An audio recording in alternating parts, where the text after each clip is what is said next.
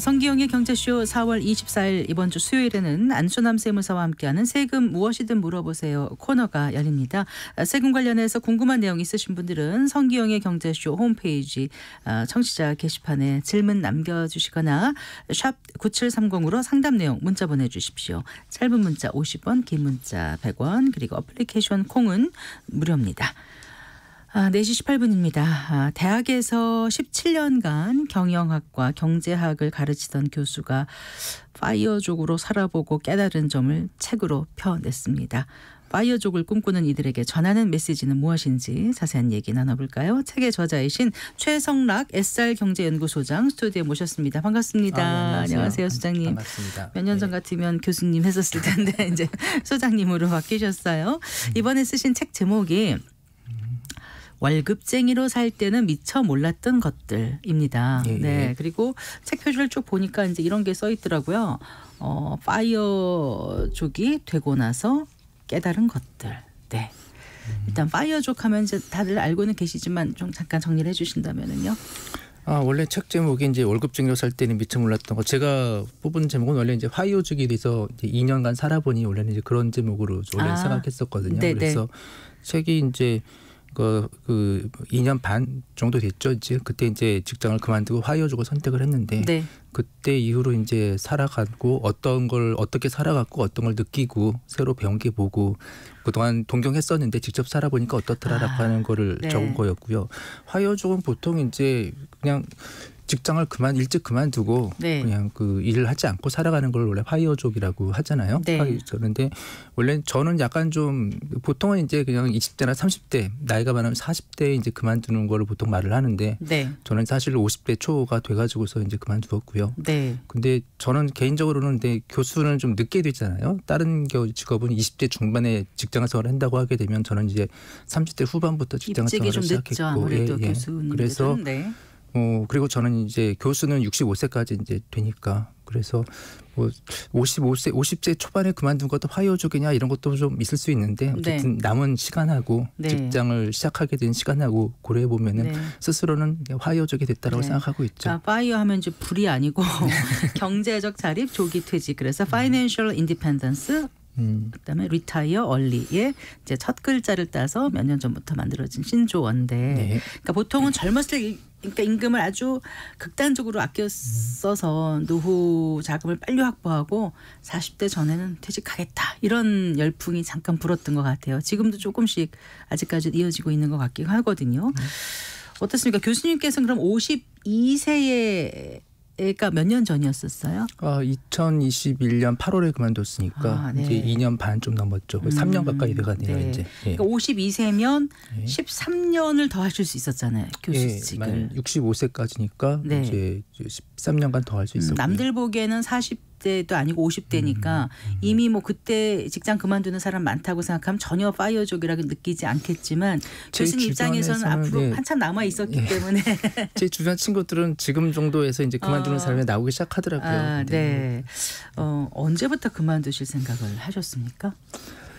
사실은 제가 이제 원래는 그런 걸 이제 원하고 있었고요. 직장 없이 살아갈 수 있는 경제적 독립을 원래는 처음부터 그러니까 직장 가지기 전부터 그런 걸 가지고 있긴 했었는데 근데 사실은 불가능했던 거고요. 불가능했었지만 어쨌든 제 나름대로 이제 이 정도의 금액이 만들어지면은 그러면 그만두자라고 스스로 이제 생각을 하고서 좀 추구를 해왔었고 네. 그게 이제 제가 2021년 네. 봄에 네. 그 금액이 제가 원하던 금액이 달성이 되었었거든요. 네. 그래서 그 금액이 달성되면서부터 그러면서 바로 그냥 그만뒀다 사표냈다 그런 건 아니었고 네. 그때부터 고민을 굉장히 많이 했죠. 정말로 이걸 그만둬도 되는 건가. 가족과 상의를 물론 하셨습니까? 가족 중에서도 네. 예, 집에서는 근데 저는 옛날부터 이 정도의 금액이 만들어지면 그만두겠다라고 이제 오래 말을 해왔기 때문에 그러니까 이제 그 금액이 달성된 거를 뭐 집에서도 알았고 네. 그러니까 이제 찬성하는 쪽도 있었고 네. 근데 이제 부모님이나 그쪽에서는 결사반대하신 분도 있었고 그렇게 쉽지 그러셨을 것 않았습니다. 같아요. 사실은. 그 교수 된다는 게 정말 어렵게 되는데 정년이 보장되는 교수를 그것도 네가 스스로 그만둘 게 뭐냐. 그리고 원하는 돈이 있으면 그 조금 너무 이렇게 연구 막 힘들게 안 하고도 할 수도 있을 텐데 뭐 이런 얘기도 하시지 않으셨겠어요? 네, 현실적으로? 그러니까 네. 그래서 돈이 있다는 걸 알겠다. 근데 그렇다고 그만둬야 될 이유는 뭐냐 이제 이런 게 있었고 네. 뭐 절대로 그만두면 안 된다라고 하는 가족 중에서 그런 분도 그리고 있었고. 아무래도 시간을 좀 자유롭게 운영하실 수 있는 편이잖아요. 다른 직업에 예, 비해서. 예. 그러니 왜 그러냐 이런 질문을 많이 받으셨을 것 그래서 같아요. 아직도 바보 같은 짓 아니냐라고 아직까지도 그런 말 하시는 분들이 있습니다. 자, 친구나 저희가, 가까운 분 중에서. 이왕 모셨으니까 너무 감질나게 여쭤보지 말고 직접적으로 여쭤볼게요. 그래서 얼마를 목표로 해서 이 돈이 있으면 내가 그만두겠다고 생각을 하셨고 그걸 달성을 하신 거죠? 그거를 이제 금액을 처음으로 이제 목적으로 삼은 것은 이제 2017년, 18년 경이었고요. 네. 그때 아무래도 좀 이게 화요족이 되고 싶다는 생각을 했었고 그때 네. 목적이 제가 정년 때까지 남은 기간 동안에 네. 그 직장에서 벌 수 있는 돈 네. 그거를 다 벌면은 네. 그러면 이제 직장 다니는 거랑 관계없이 수입이 있는 거잖아요. 그래서 연봉이 만약에 1억이다라고 하게 되면 근데 13년 남았다라고 하게 되면 13억이 되면은 네. 그러면 이제 정년까지 직장에서 벌 수 있는 돈은 다 버는 거니까. 세금까지 생각하면 이게 더 많은 거네요. 뭐 어쨌든 간에 그래서 단순 그 계산으로 금액이 네. 그 달성이 되면은 그러면 그만두자라고 이제 본인은 저 스스로는 그걸 목표로 해가 그렇게 정했고 예.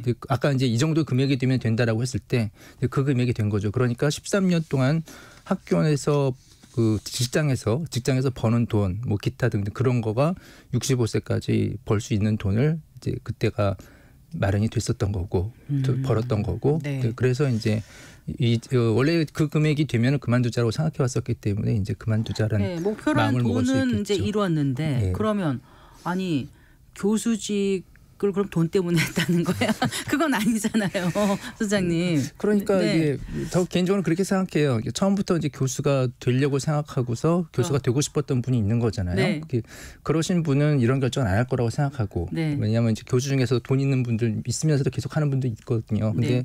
저 같은 경우는 사실은 그냥 완전히 교수가 목적이었다라고 하기보다는 네. 사실 진짜로 말하게 되면 이제 박사 들어가고 그렇게 네. 된 경우가 90년대 초 중반에 이제 전문 기자라는 제도가 있었어요. 네, 네. 그때는 그래서 박사학위를 따게 되면은 그러면 이제 그 전문 기자로 들어갈 수 있는 이런 제도가 있었었는데 네. 제가 박사 과정에 그거 목적이었었고 그래서 박사 과정에 들어갔는데 하다 보니까 그 제도가 없어졌던 거고요. 네. 그래서 사실은 근데 어쨌든 박사를 따니까 어쨌든 그 다음 직장에 해당되는 건 연구원이고 교수가 이렇게 갔지만 네. 사실은 제가 정말로 처음부터 원했던 직장은 아니었기 때문에 그럴 수 있었다라고 생각을 하죠 개인적으로. 그래도 파이어라는 게 평생 이제 벌 거를 미리 당겨서 벌고 예. 자유롭게 살자는 거지만 보통 그렇게 이제 돈을 마련하고 나서도 제2의 인생을 꿈꾸고 다른 목표를 설정하지 않습니까? 예, 예. 네, 그건 뭐였어요, 소장님께는?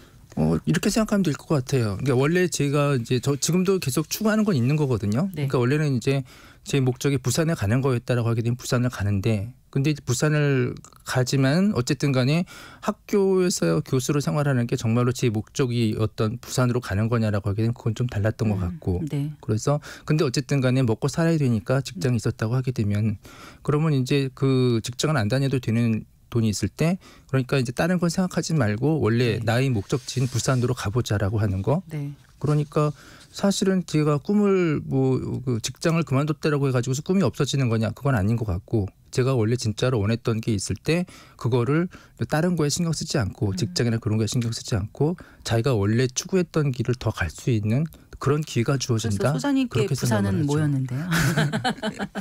그게 좀 어려운데 네, 네. 처음에는 이런 거다라고 생각을 했는데 막상 이제 파이어족이 돼서 직장을 그만두고 지내보니까 그게 이제 제가 정말로 좋아하는 게 뭐냐라고 하는 거에 대해 굉장히 혼란이 오더라고요. 네, 그러니까 네. 원래는 난 이런 걸 좋아하고 이런 걸 가겠다라고 생각했는데 네. 막상 정말로 이제 그런 걸 추구할 수 있는 기회가 주어지고 시간과 돈이 있는데 네. 그때부터는 약간 이게 내가 정말 이게 원하는 거였나라고 하는 이제 그런 이제 혼란이 좀 사실 그런 혼란이 좀 많이 있었습니다. 네. 처음에는. 자, 2021년에 퇴직하셨으니까 벌써 한 3년 정도 되신 거잖아요. 네. 파이어족으로 살아보시니까 어떤 장점과 어떤 단점이 있던가요? 가장 큰 장점은 보통 사람들 그런 걸 많이 물어보거든요. 그래서 행복해졌냐 이렇게 물어보는데 스스로 생각할 때는 더 행복해졌는지는 사실 잘 모르겠고요. 더 좋아진 건 잘 모르겠는데 근데 더 힘들고 불행해진 게 없는 건 맞는 것 같아요. 아, 네. 그러니까 이걸 해서 더 행복해졌냐? 행복해졌는 건 모르겠는데 더 힘들고 어려워졌다. 그러니까 그 불행해 느끼는 정도 네. 그거는 분명히 줄어든 것 같아요. 선택이 나쁘진 않았다. 예, 그러니까 네. 보통 이제 불행하다 이런 거는 느낌은 이제 뭐 싫은 일을 할 때나 네. 싫은 사람을 만날 때나 보통 맞아요. 그럴 때가 문제인 힘들죠. 거잖아요. 힘들죠. 예. 근데 화요족 그 직장 그만두고 이렇게 살다 보니까 이제 싫은 일은 안 해도 되고 싫은 사람 얼굴 안 봐도 싫은 되고. 사람도 안 봐도 되고 그러니까 직장 하거나 그럴 때는 싫어도 그냥 만나야 되고 같이 일을 해야 되고 그런 게 있어. 싫어도 해야 되는 일도 되게 많은 거고요. 네. 근데 그런 걸 안 해도 되는 거.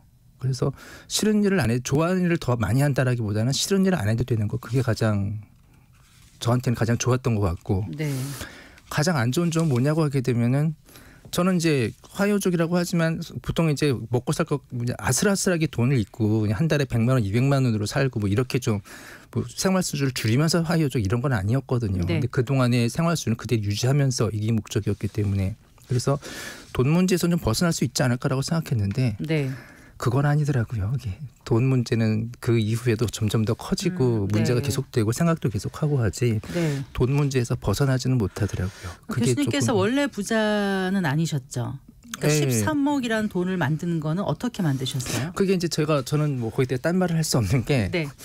제가 이제 2013년도에 책을 낸 게 있는데 네. 그때는 이제 투자금 1억을 만들고 네. 그걸 가지고 투자를 본격적으로 시작하면서 2013년도에 책을 냈었었고 네.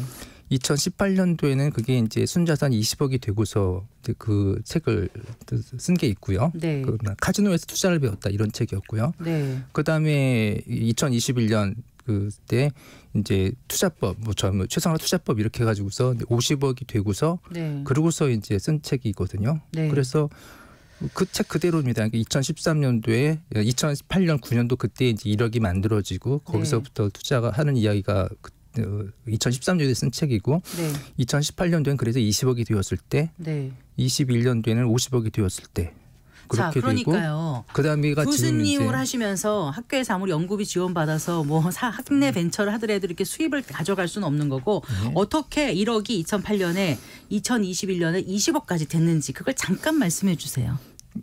네. 그때 가장 큰 건 일단 저는 세 가지죠. 네. 그러니까 비트코인하고 네. 그리고서 그 주식하고 네. 그리고 부동산하고. 네. 근데 이제 보통 이런 자리에서는 부동산 얘기는 사실 잘 안 하고 네. 그냥 보통 이제 주로 비트코인하고 주식 이야기를 하는데 큰 거로서는 비트코인하고 주식하고 그리고 부동산하고 결국은 보통 사람들이 투자한다고 하는 그 주 대상이 그냥 저한테도 그냥 그 대상이었던 것 같습니다.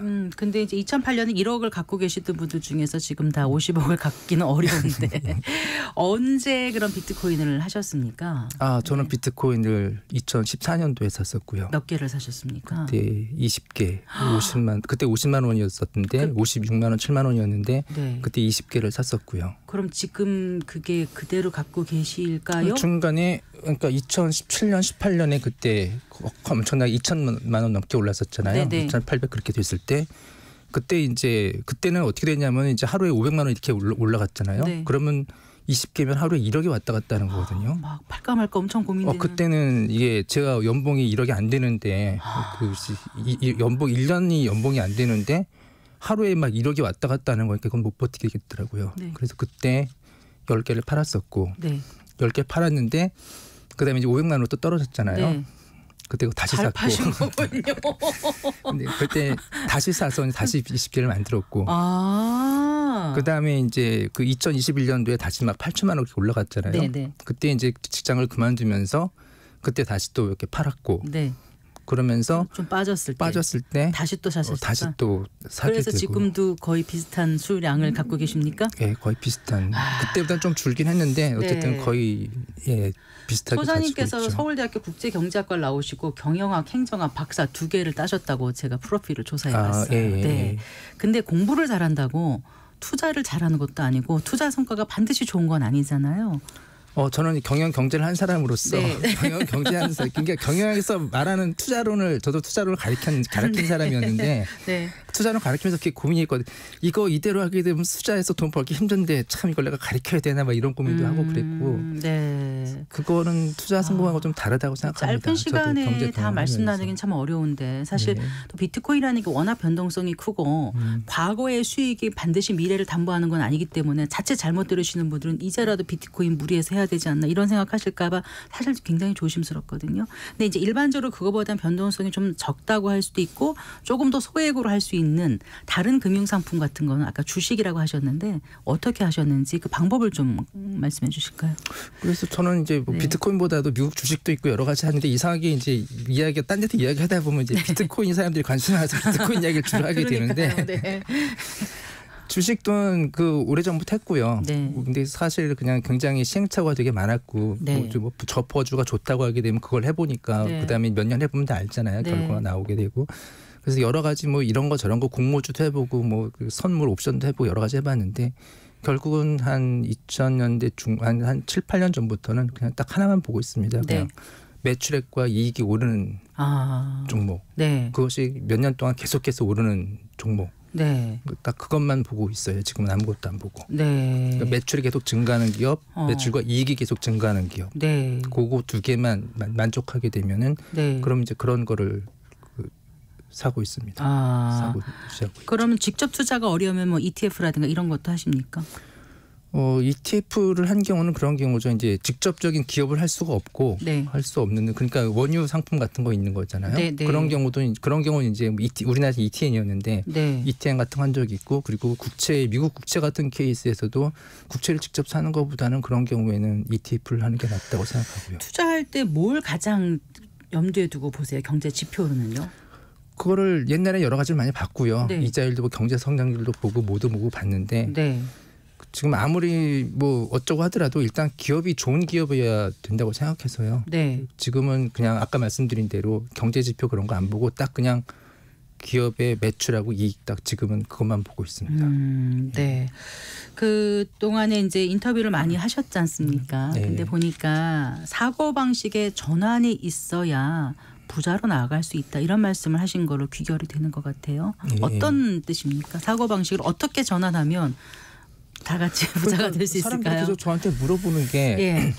이렇게 된 친구나 주변 사람들한테 계속해서 종목을 물어보는 거거든요. 네. 어떤 종목을 사는 게 좋으냐 물어보는데 근데 저는 종목이 중요하다고 생각. 왜냐하면 종목을 딱 그래서 이게 좋다라고 하게 되면은 그러면 이제 그게 어떤 주식이나 어떤 상품이라고 하더라도 계속해서 오르는 거는 없잖아요. 네, 계속 네. 오르고 내리고 폭락토하고 이렇게 되는데 그게 좋은 종목이라고 저가 똑같은 종목을 샀는데도 불구하고 그게 오르고 내리고 폭락하고 하게 되면 버티지를 못하고 그냥 팔아버리고 뭐 저한테 왜 이런 걸 투자해줬냐 뭐 이렇게 막 하기도 하고 추천해줬냐 이렇게 하기도 하고 근데 결국은 저는 그런 거로 해서 큰 이득을 보는 건데 상대방은 저랑 똑같은 주식을 사고 똑같은 상품을 샀지만 그게 잘 안 되는 거더라고요. 네. 왜 그랬을 거라고 보세요?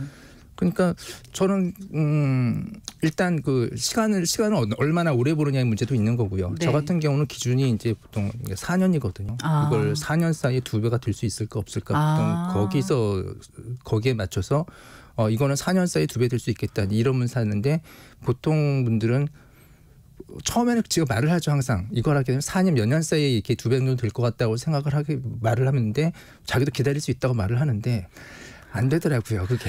그러니까 공부를 하거나 확신이 있거나 계속 지켜보고 꾸준하게 관심을 갖고 있어서 그렇게 뭔가 거기에 대한 정보도 확실하다고 생각을 해야만이 버틸 수 있을 것 같아요. 근데 그러지 않고 그냥 주변에서 제가 하는 거서 그러면 이제 네. 폭락하거나 했을 때 그걸 버티지 못하고 팔게 되는 건데 그러니까 저는 사고 방식이 어떤 종목이 중요하다 이런 것보다는 왜 이걸 사고서 그리고 이제 그 기한을 좀 장기적으로 봐야 된다고 생각하고 그 시각을 좀 장기적으로 보고 그렇게 하는 투자 방법이나 이제 그런 게 더 중요하다고 생각하죠. 네, 그런 사고 방식을 가져야 된다는 말씀이시고 아까 부산이 나에게 뭔지 아직까지 이제 찾고 계신 것 같은데 이렇게 부산을 찾아갈 수 있을 만큼 약간 여유를 갖고 파이어를 할 수 있으면 너무 좋겠다는 분들 참 많으실 것 같아요. 근데 그런 분들에게 돈이란 뭔지 내가 생각해 보니까 돈은 뭐더라.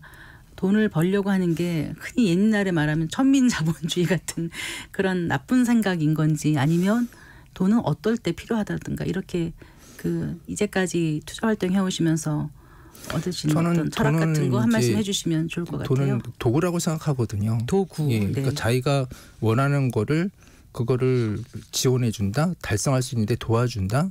그러니까 돈이 있을 때 없을 때하고 하면 돈 자체가 목적이라기보다는 돈이 있으면 자기가 원하는 거를 훨씬 더 쉽게 달성할 수 있는 그 수단으로서의 기능은 분명히 존재하는 것 같아요. 네. 그래서 주변 사람들 같은 경우에도 사실은 이제 뭐 애나 그런 쪽이 요구하는 게 뭐 제가 무슨 뭐 따뜻한 말을 해주고 무슨 뭐 잘 대해주고 이런 것보다는 그냥 장난감 하나 더 사주기를 더 원하는 것도 이런 거잖아요. 사실 네네. 그런 것도 있고 어쩌면 꼭 그 비유가 그렇긴 하지만 그래서 주변 사람들한테도 원하는 게 있을 때 원하는 게 물론 이제 자기가 본인이 어떻게 하느냐도 중요하긴 하지만 돈이 있으면 훨씬 더 거기에 그 수단적인 측면에서 많은 도움이 되는 거는 맞는 것 같아요. 그래서 돈을 목적으로 한다라고 하는 거는 그거는 그렇게 그건 아닌 것 같고, 근데 돈을 수단으로서 자기가 원하는 거를 추구하는 거를 그걸 좀 더 담보할 수 있고 도와주는 수단으로서의 기능은 분명히 좀 크다고 생각합니다. 네. 그래서 그런 측면에서는 의미가 있지 않을까 생각을 해요. 파이어족을 꿈꾸는 이들에게 끝으로 한 말씀 해주세요. 간단히. 네. 화요족이 인생의 목적이 될 수는 없는 것 같아요. 해보니까. 네. 그러니까 자기가 원래 추구하는 게 있고 하다 보면은 직장을 다니면서 그런 걸 추구하기는 좀 힘들고 무리가 되고 할 때 직장을 그만두고서 자기 모든 시간을 자기가 다 활용하면서 자기가 원하는 걸 추구한다. 이런 측면에서는 분명히 도움이 되는 것 같은데, 근데 화이어족이 인생의 목적이다. 결국 저는 화이어족이 된다는 것은 그냥 은퇴하는 거랑 똑같은 거라고 보는 거거든요. 네네. 그러니까 어차피 모든 사람은 은퇴를 할 수밖에 없는 하게 되는 거고 어느 순간에는. 그러니까 화이어족은 은퇴를 조금 빨리 하는 보통 그저 그런 의미더라고요. 결국은 보니까. 근데 조금 더 빨리 은퇴를 하는 것이고 좀 더 빨리 은퇴를 한 다음에 어떻게 살 것인가라고 하는 것은 네. 그때부터 또 계속 찾아야 되는 거지. 화이어족이 목적이 될 수는 없구나라고 네. 생각합니다. 알겠습니다. 월급쟁이로 살 때는 미처 몰랐던 것들. 네, 저도 한번 좀 사서 읽어봐야 되겠습니다. 네, 잘 들었습니다. 고맙습니다. 네, 감사합니다. 네, 최성락 SR 경제연구소장과 함께했습니다.